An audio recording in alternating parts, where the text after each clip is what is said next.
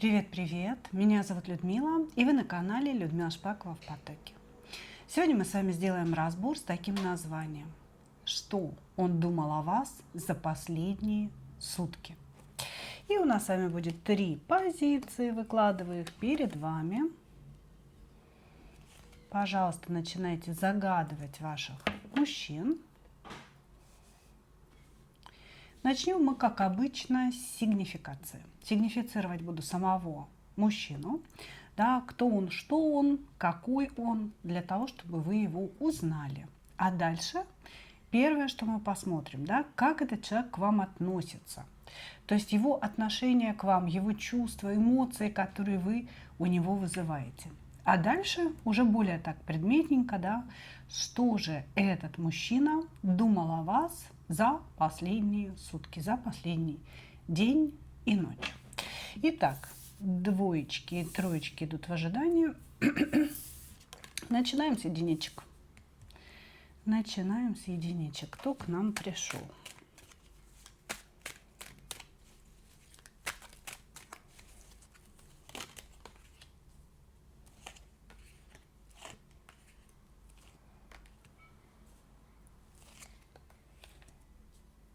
Может быть, кстати, Скорпион по знаку зодиака.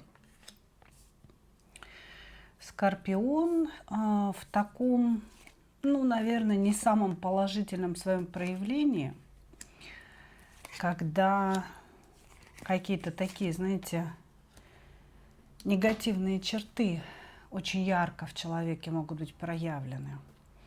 Значит, что можно сказать о мужчине? Это завоеватель. Это человек, который, вот знаете, привык женщину побеждать сразу же. Пришел, увидел, победил. Очень брутальный, даже несмотря на то, что может быть некрасивым сам по себе. Да? То есть как бы чисто физически внешность человека может ну, там, вызывать какие-то вопросы, сомнения, маленький, кругленький, толстенький, да, собственно говоря, не красавчик, но при этом обладает сумасшедшей харизмой, обладает вот каким-то таким обаянием, когда подходит, начинает общаться, вы вот прям плывете, плывете, плывете. Вот, значит, и, конечно же, он знает об этом своем обаянии, об этой харизме и использует ее по полной, ну, завоевывая женщин. Вот, это человек, который все время находится в исполнении каких-то ролей. То есть он с одной женщиной может играть одну роль, с другой другую, с кем-то он жертва, с кем-то победитель, с кем-то достигатор, да, то есть как бы он подстраивается под женщину, поэтому он очень внимательно женщину слушает. Он всегда слушает, что она говорит, и потом раз начинает вещать вам то, что вы хотели бы услышать. Вот, значит, что интересно, первоначально на первом этапе знакомства это всегда такое завоевание, щедрость, может быть, цветы, подарки, поездки, рестораны и так далее. То есть вот прям щедрость, ну, на том уровне, да, финансовом, на котором он находится, да, на уровне его возможностей. А потом вы начинаете замечать, то есть чем дольше вы общаетесь с человеком, тем больше вы начинаете делать выводы, да, что это какая-то роль, это какая-то маска была для вас, что человек очень безответственный, что он не хочет брать ответственность на себя за какие-то серьезные моменты жизни. То есть на этапе ухаживания вот этого фанфаронства он прям крут. Дальше, когда отношения переходят в серьезную фазу, да, этот человек как-то, знаете, снимает с себя постепенно ответственность. У него очень резкая смена настроения бывает. Значит, то он какой-то веселый, такой харизматичный, обаятельный, душа компании, то у него моменты страшной депрессии, разочарованности. И это вот прям видно, это очень сильно заметно, что то он прям и живет, и всем все обещает сделать и так далее, да, и собирается там в какие-то поездки. А на завтра, например, вы с ним разговариваете, и он буквально вот умирающим голосом говорит: смысла жизни нет, солнца я не вижу, меня ничего не радует, и отстань от меня, и не трогай меня. То есть вот у человека здесь могут быть такие перепады. Вот, значит, когда он говорит какие-то комплименты, когда он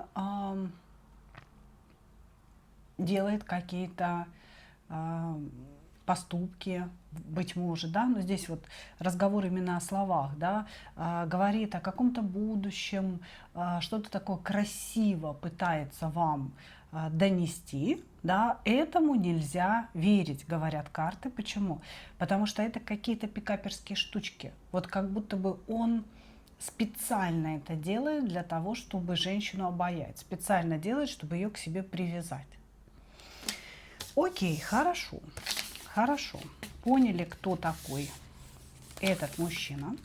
Кстати, очень любит женщину ограничивать. Как только женщина становится его женщиной, здесь начинается жгучая такая ревность. И ревность не только к мужчинам, но и к подругам. Да? Ты туда не пойдешь, с этой не дружи. И он вот прям начинает наговаривать на подруг, на близких людей, для того, чтобы вас как-то от них отстранить. Хорошо, хорошо. Давайте посмотрим, как этот мужчина к вам относится. Его отношение к вам. Какие эмоции вы вызываете у него.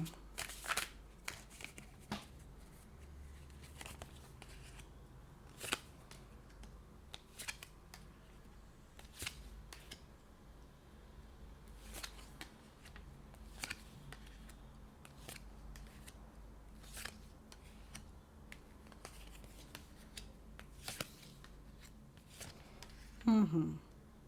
Сейчас ваши отношения на какой-то грани находятся, потому что, ну, как бы, про эмоции он говорит, что я был влюблен в нее. Да? То есть я не могу сказать, что это глубочайшая любовь, да, какая-то, и не могу сказать, что это поверхностная симпатия. То есть здесь что-то такое средненькое. Человек уже перешел границу симпатии, да, и вошел вот в осознание какой-то влюбленности. Но до глубокой любви, когда идет какое-то отдавание, да, себя человеку, он еще не дошел вот с вами. Поэтому он как-то, знаете, эмоции свои показывает женщина, в которую я был влюблен. Первое, да, в прошлом времени, то есть не сейчас влюблен, а был влюблен. И второе, это женщина, которая меня не оценила. Между вами однозначно произошла какая-то ссора, ссора, в которой первоначально он чувствовал себя победителем. То есть он повел себя как-то так, да, что типа, блин, ну вот я победил. А сейчас, после периода молчания, да, потому что вы находитесь в отшельнике относительно друг друга, в четверке мечей, да, это такое болезненное молчание и, возможно, наблюдение друг за другом. Значит, после вот этого периода он начал задавать себе вопросы, а вдруг я все-таки не победитель, а вдруг все-таки я неправильно воспринял ситуацию, потому что он замолчал для того, чтобы получить от вас какую-то реакцию, чтобы вы как-то себя правильно с его точки зрения повели. А вы себя, конечно, правильно не повели. Вы тоже молчите. Значит, здесь есть эмоции в вашу сторону, но человек пытается вас выкинуть из своего сердца. Он пытается забыть все хорошее, что между вами было, и как-то оголить, приподнять для себя плохое, да, для того, чтобы было легче переживать молчание. Сейчас он думает уже о том, что, возможно, он неправильно поступил, возможно, он не такой уж и победитель, то есть у него внутри зародились вот эти переживания. Вот. Еще, здесь есть еще одна женщина, еще одна королева. И ощущение такое, что мужчина, когда с вами поссорился, да, судя по всему, отправился на поиски приключений, дабы себя успокоить, да, какими-то сексуальными моментами. Здесь есть женщина, с которой он имеет сексуальные отношения. И этой женщиной, судя по всему, он лечился. Я бы сказала так. То есть почему-то в его эмоциях, когда мы спрашиваем отношение к вам, да, он показывает, что да, эмоции в ее сторону у меня есть, но сейчас я должен их заглушить, и я их заглушаю весьма определенным образом, да, при помощи секса с другой дамой. Как-то так. Хорошо. Ну, давайте посмотрим, да, что же он думал о вас за последние сутки. И думал ли он о вас? Что у него вообще в голове?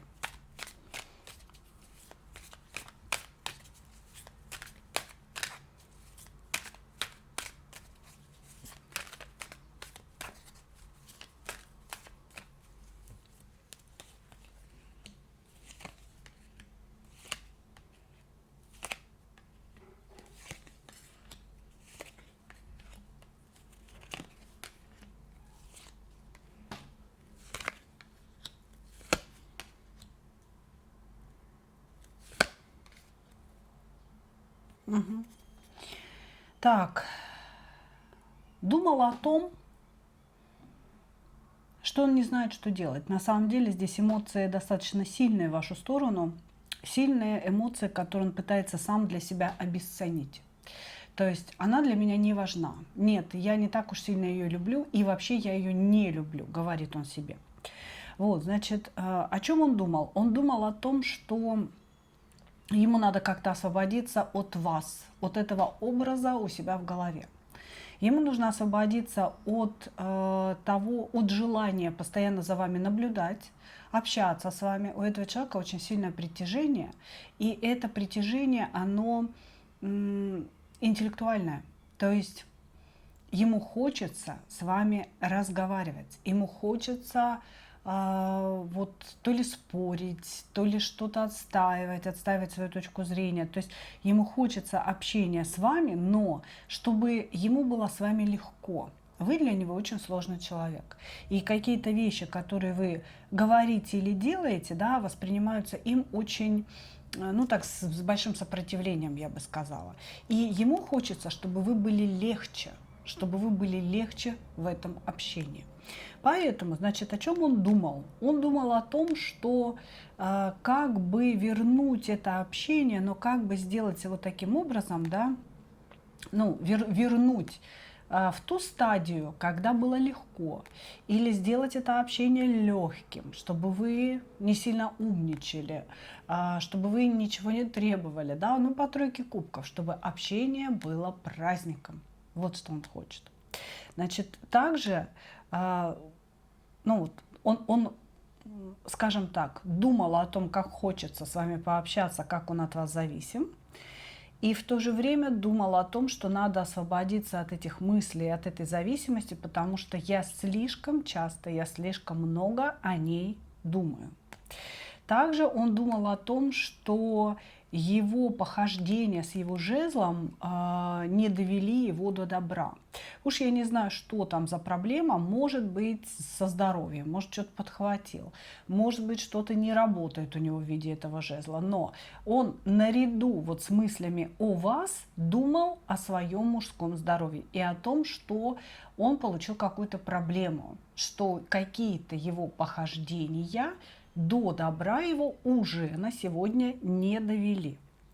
Вот. Также он в контексте вот этих вот всех переживаний думал о том, что надо вернуться в вашу жизнь и вас снова завоевывать, потому что почему-то с вами эта проблема может решиться. Я не знаю, о чем здесь речь. Может быть, здесь у человека, ну, скажем так, с другими женщинами не работает ничего, а с вами работает что-то, и вот он хочет вас вернуть для того, чтобы снова заработало, Бог его знает, да. То есть здесь вот читаю мысли прямо вот так, как они идут, да, а вы уж тут разберитесь, пожалуйста, самостоятельно. Значит, мужчина здесь, скорее всего, скоро будет проявляться, несмотря на то, что вот здесь, скажем так, самые верхние его мысли, самые сознательные, да, мысли, это мысли о том, что надо изгнать вас из своей головы, нужно перестать о вас думать, вас слишком много в его голове, да, вы ему мешаете жить. Но дальше идут такие переживания, что без вас действительно плохо, что требуется общение, что очень сильно тянет. Тут скорее даже чувства, а не мысли, да, то есть чувства смешанные с мыслями. И что есть вот эта какая-то физическая проблема, и нужно вас снова завоевать, нужно снова победить вас, сделать вас своей, и тогда счастье вернется. Или судьба повернется к нему лицом, понимаете? То есть вот у него какие-то мысли сбивчивые, я бы сказала, да, то вашим, то нашим. То хочу ее забыть, то не могу ее забыть, хочу ее вернуть. Вот, поэтому, учитывая карты, которые я вижу, здесь не исключено возвращение блудного товарища, да, который попытается с места в карьер вас снова обаять. Так как он привык пользоваться своей харизмой, да, здесь человек будет пытаться вернуть все на круги своя и вот как-то проверить свою сексуальность за ваш счет. Работает или не работает. Благодарю вас. Двигаемся дальше. Двоечки. Кто пришел? Нищий пришел. Человек, который очень мало зарабатывает. Может вообще сейчас не зарабатывать.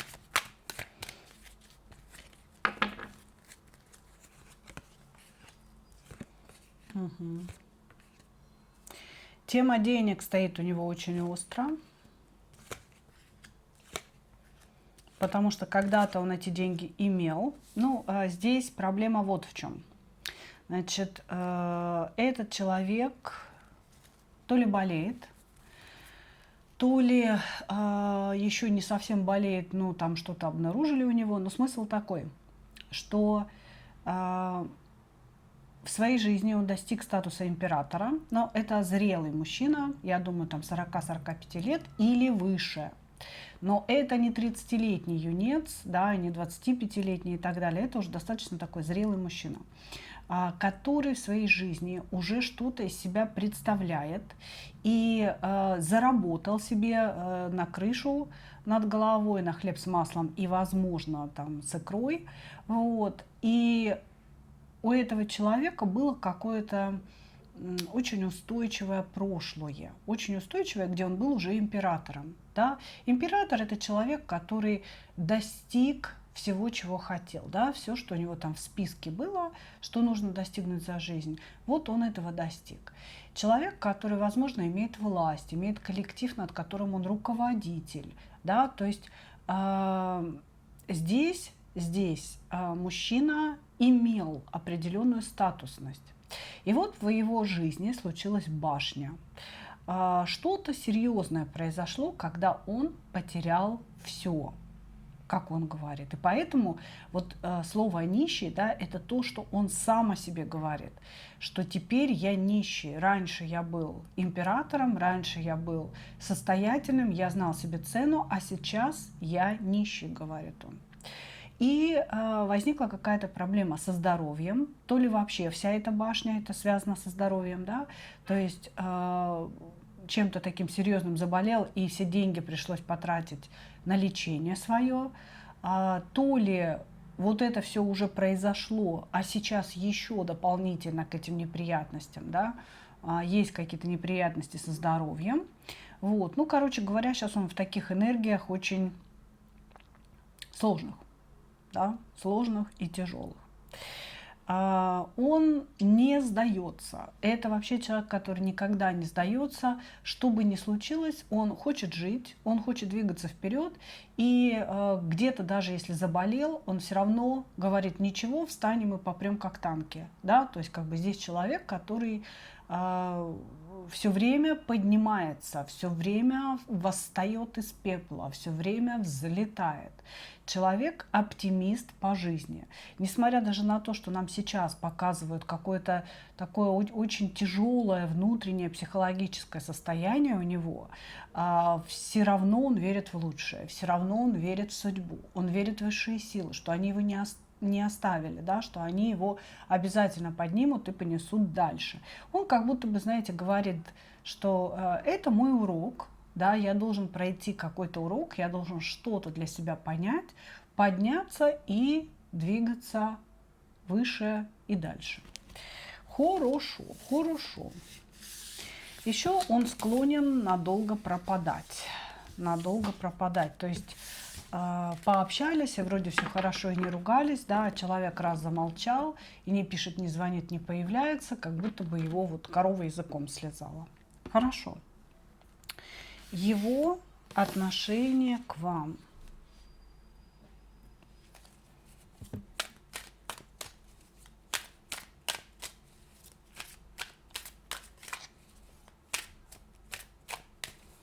Его отношение к вам.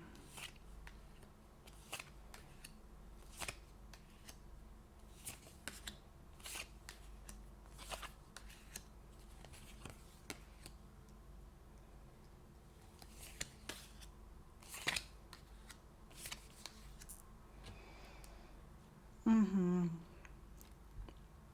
Вы, скорее всего, не свободная дама.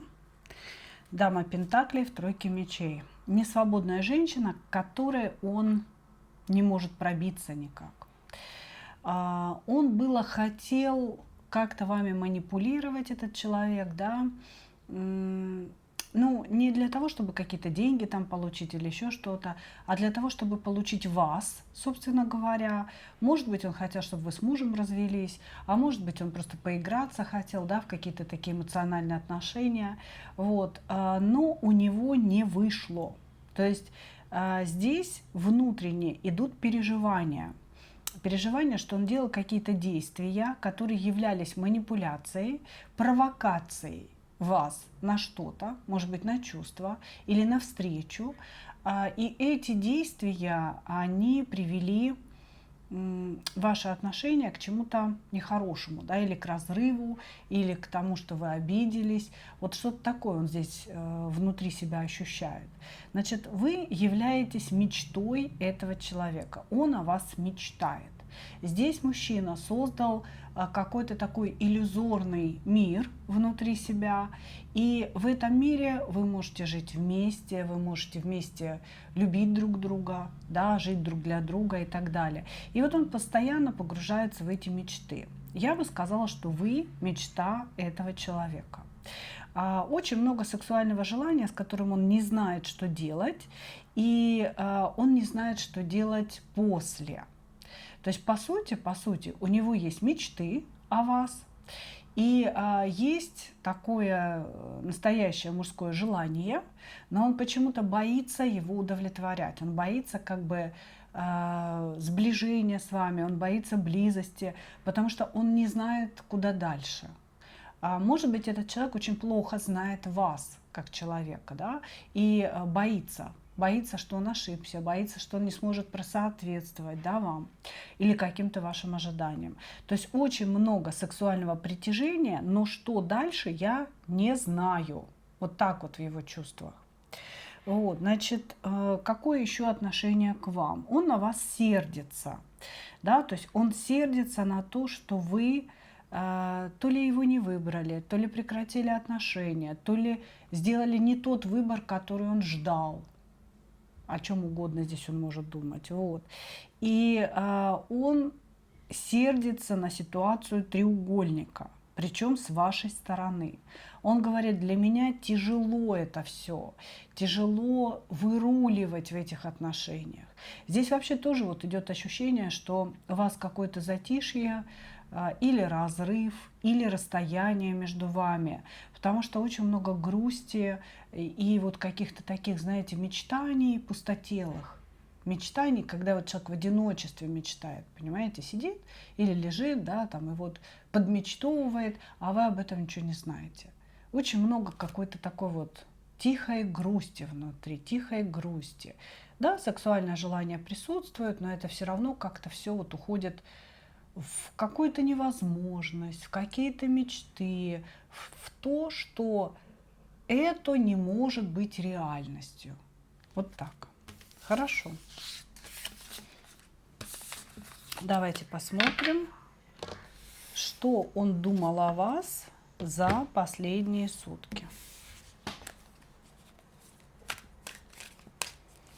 Что он думал о вас за последние сутки.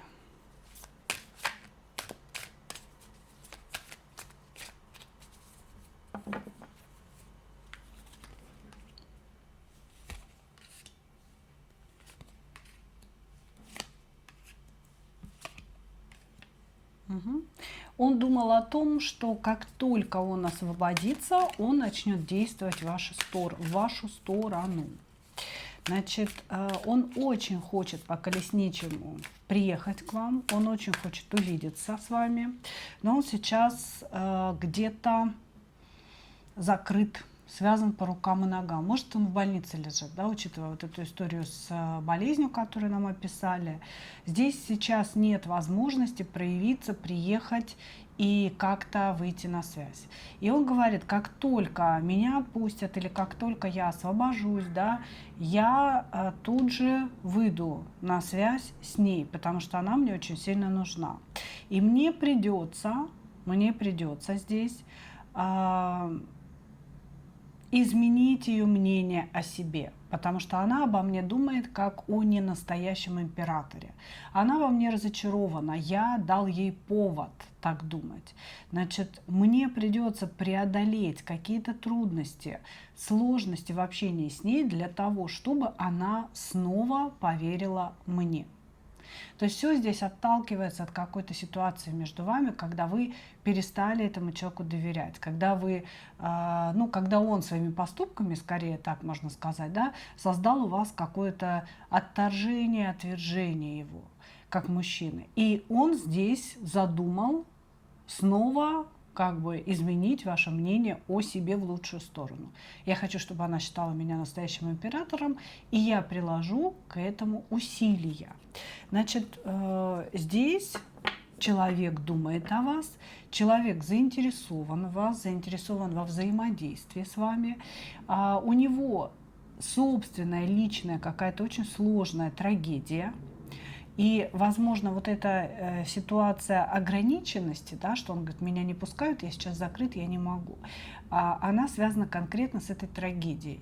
Но, судя по всему, да, ситуация эта или идет к концу, да, или человек понимает, что он скоро освободится, и он обязательно рванет к вам.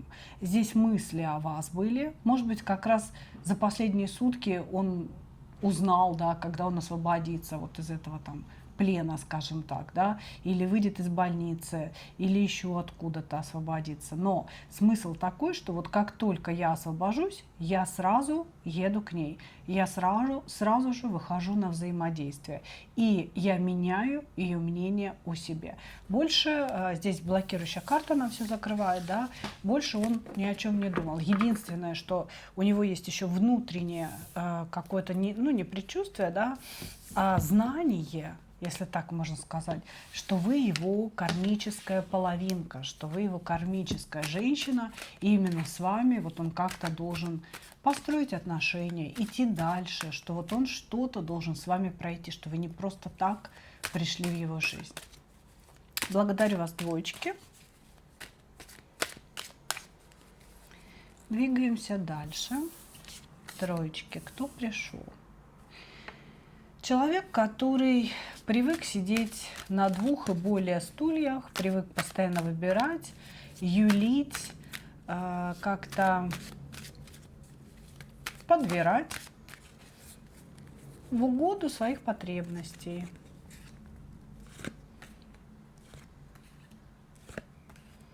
Женатый мужчина.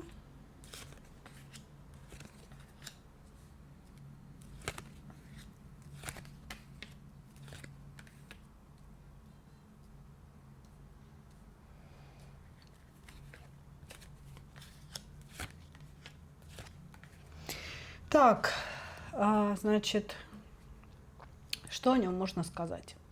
Этот мужчина женат, и у него все очень стабильно, все очень понятно в его семье.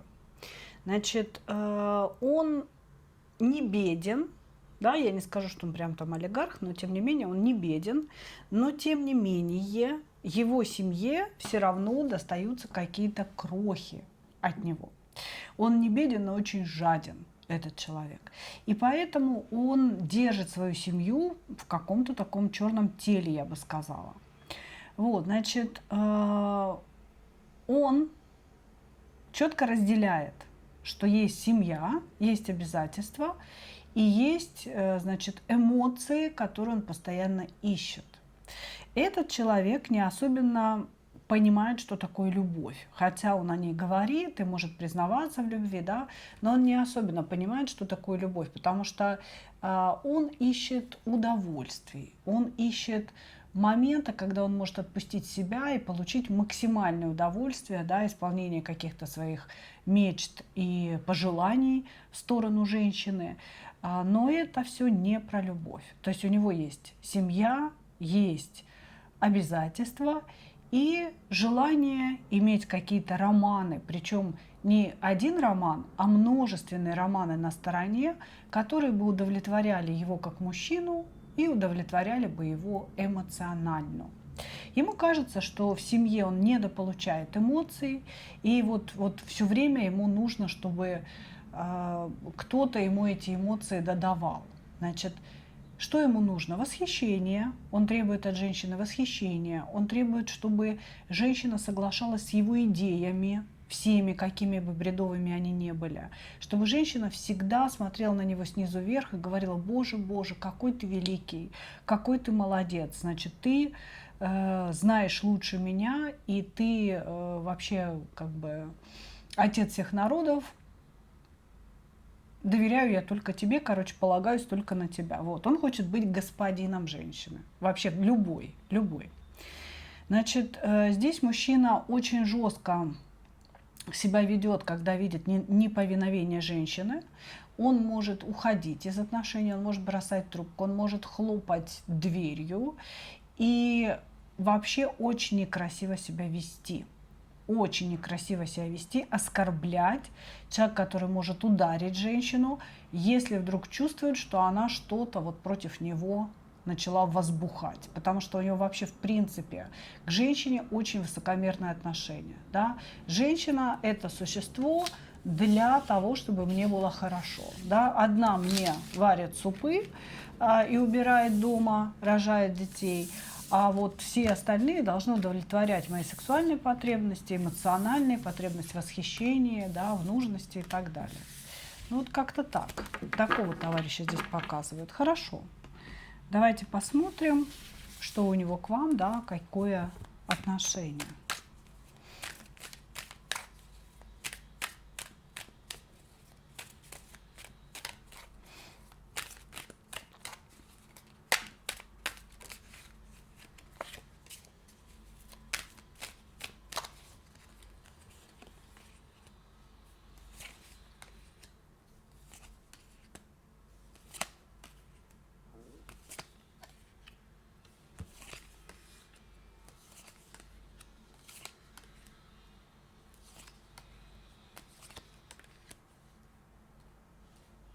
Угу. Так, здесь есть слежка за вами, и я не удивлюсь, если этот мужчина обращался к тарологу для просмотра вас, потому что здесь идет обращение к жрице. Вот, значит, этот мужчина очень сильно вами заинтересован, но он наделал каких-то ошибок.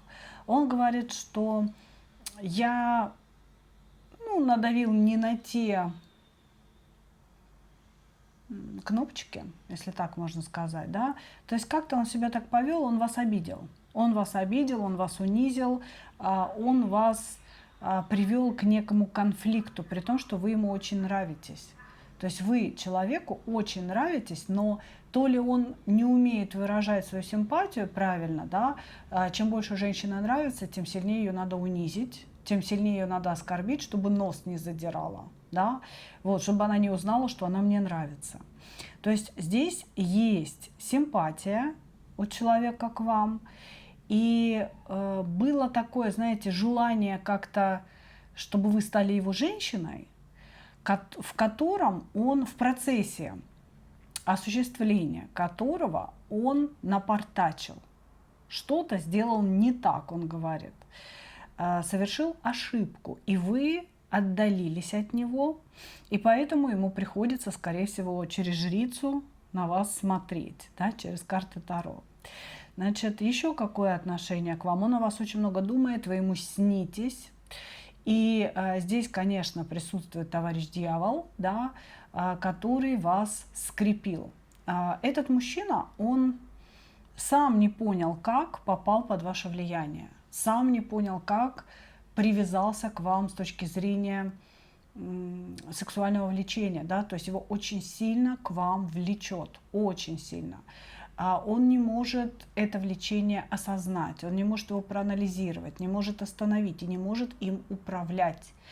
На самом деле здесь человек, который привык управлять сознаниями людей, да, ну, в частности, сознаниями женщин, потому что он как-то так свысока относится к женскому роду, вот, привык это все делать, а с вами как-то у него не получается, понимаете, и он из-за вашего сопротивления или из-за вашего ума, понимаете, он сам постепенно попал вот в этот омут дьявольский. Его прям безумно к вам тянет, этого человека, и он не может контролировать себя, он не может контролировать свою потребность в вас.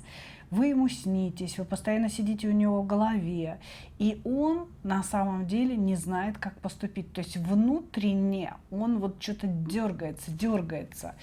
Может быть, хочет проявиться, может быть, сейчас мы в мыслях, да, все это дело увидим, может быть, хочет проявиться, может помириться, может признаться, может перевести отношения на новый уровень, но вот он что-то хочет, но останавливает себя. Дьявол его дергает постоянно, дергает за ниточки. Хорошо, о чем он думал?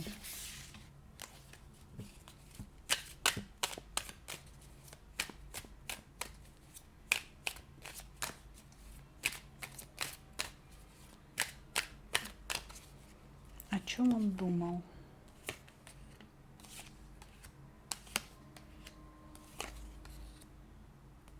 Денег вам предложить. Вот эта жадина решила вам денег предложить. Я не знаю, в каком контексте имеется в виду. Почему-то купить, говорит, хочу ее купить. Хочу ее купить ее внимание. Значит, что он думал за последние сутки? Ну, он думал, во-первых, такое ощущение, что он пил. Здесь идет карта алкоголя, карта измененного сознания, что человек как бы подпил и сидел на заваленке, значит, что-то там решал. Тянет его, конечно, до безумия. Но тут какое-то странное ощущение, что он сам ушел из отношений. То есть напортачил он тем, что, скорее всего, сказал, что мы все закончили, я все закончил, я закрываю эти двери, я тебя бросаю. Скорее всего, сказал он. Потому что он думал о том, в подпитии, да, что он вроде как сам ушел и вроде как не по-мужски возвращаться-то, понимаете? Это ж придется голову склонить, это придется ошибочки признать, это придется перед женщиной придется извиняться. Вот. Он думал о том, ну, тут тоже не совсем думал, потому что дьявол у нас выходит, да, то есть в подпитии человек ощущал очень сильное притяжение, ощущал очень сильное желание так или иначе вообще. Я не удивлюсь, если, кстати, он и проявился. То есть если он написал вам что-то непонятное в 3 часа ночи, спишь, привет, вот такую фигню, вот, значит, он мог проявиться по дьяволу как раз вот в этом состоянии. И здесь его мысли, они блуждали, да, блуждали вот в этих вот 3 соснах. Хочу вернуться, хочу конструктивного диалога, очень сильно тянет, хочется удовлетворить, вот это вот тянет, да, хочется обсудить что-то. То есть он собирался, хотел, обдумывал обсудить что-то очень серьезное, что-то связанное со словом брак. То ли он хотел что-то сказать о своем браке, то ли он что-то хотел сказать о будущих каких-то отношениях, что мы с тобой пойдем к браку. Но он что-то хотел обсудить с точки зрения брака, семьи, какого-то такого мироустройства. И все это он внутри обсасывал в своем вот этом, знаете, подпитом, измененном сознании, он это все обсасывал.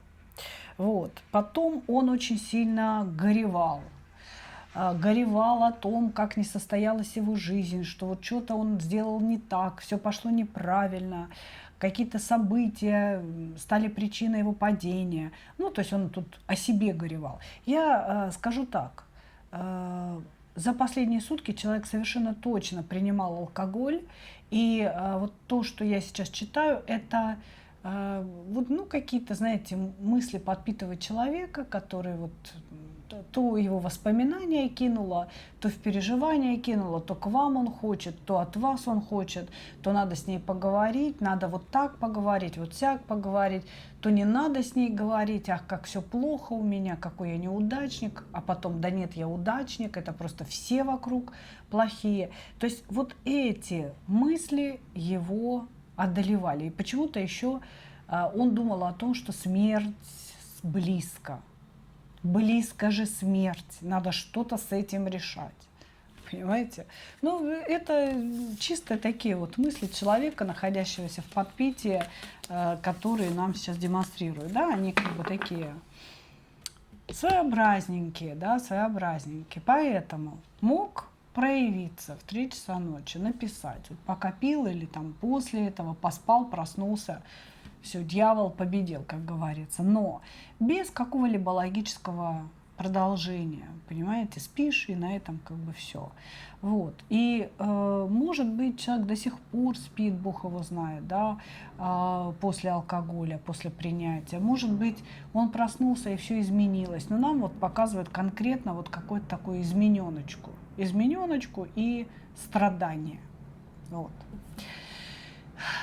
Ну что, мои дорогие, вот такой получился у нас сегодня разбор. Благодарю вас за ваше внимание. И, как обычно, хочу пожелать вам только одного.